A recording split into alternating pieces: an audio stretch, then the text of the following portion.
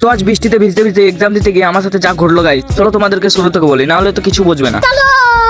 जय हिंद दोस्तों। তো হ্যালো গাইস, তো তোমরা সব কেমন আছো? আশা করি অনেক ভালো আছো। তো আজ ছিল আমাদের এক্সাম, তাই এক্সামটা দেওয়ার জন্য জলদি জলদি একটু রেডি হয়ে গেলাম। তারপর রেডি হয়ে ঘাড়ে ব্যাগ নিয়ে বের হয়ে গেলাম এক্সাম দেওয়ার জন্য স্কুলের দিকে। আর তোমাদেরকে অনেকদিন ধরে ভিডিও দেওয়া হয়নি, কারণ আমার শরীরটা একটু খারাপ ছিল, তাই ভিডিও কিছু এডিট করতে পারছিলাম না আমি। তো এখন কোনো টেনশন করতে হবে না, কারণ তোমার ভাই এখন চাঙ্গা হয়ে আছে, এবার ভিডিও এডিট করতে পারবে। তো যাই হোক, তারপর বাড়ি বাইরে এসে গার্লফ্রেন্ডের জন্য ওয়েট করছিলাম। তো তার কিছুক্ষণ বাদে দেখছি গার্লফ্রেন্ড চলে এসেছে। আর আমাদের এখনো এক্সামে টাইম হয়নি, তাই বন্ধুদের সাথে কিছুক্ষণ আড্ডা দিচ্ছিলাম। তারপর কিছুক্ষণ আড্ডা দেওয়ার পর দুটো গার্লফ্রেন্ডকে নিয়ে আবার স্কুলের দিকে রওনা দিলাম।